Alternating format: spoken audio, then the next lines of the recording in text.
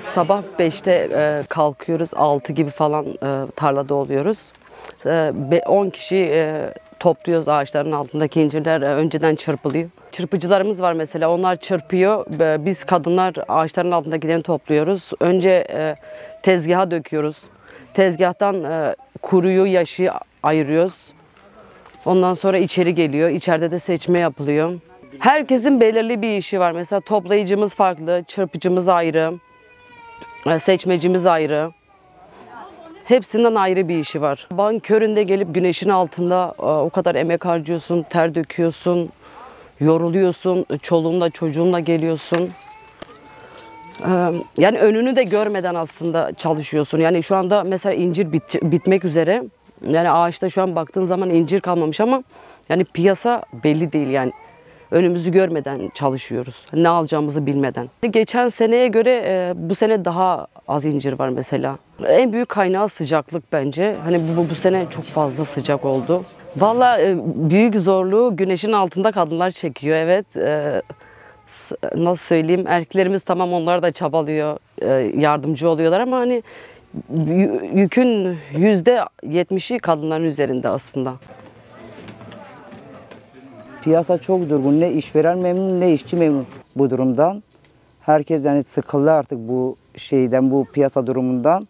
Ya hangi birinden başlayayım ki, her yere gider var, her yere masraf var. Yetiştiremiyoruz biz.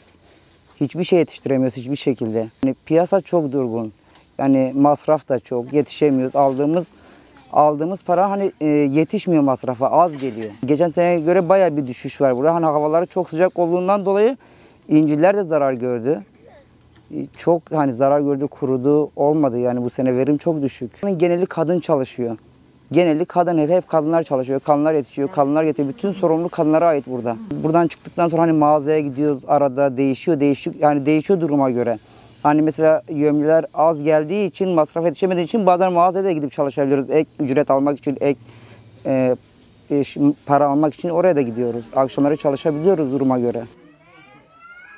Geçen senenin fiyatı 190 bin lira, 200 bin liraydı. Aynı yine öyle o fiyatları istiyorlar bizden. Yani artık söyleyeceğimiz söz kalmadı yani ya. Çiftçi ölü yani. Çiftçi artık hayat kalmadı çiftçiye yani. İncirde fiyatlar yani işte 180-190 bin lira bekliyorlar. Bir de alıcı da yok yani. Şu anda alıcı yok yani. Yok yani, böyle bekliyorlar yani. Mesela kurtlar gibi bekliyorlar. Fiyatını düşürmek için. Aynı geçen senenin biz zarar ettik diye. Yine o fiyatları da almak istiyorlar yani. O fiyatları da aynı almak istiyorlar yani. Geçen sene belki 1,5 misil düştü yani. 1,5 yani düştü yani. Hani geçen sene mesela diyelim bir bahçemizde 6-7 ton mal alıyorduk. 3'e düştü yani. Bir de yandı mal.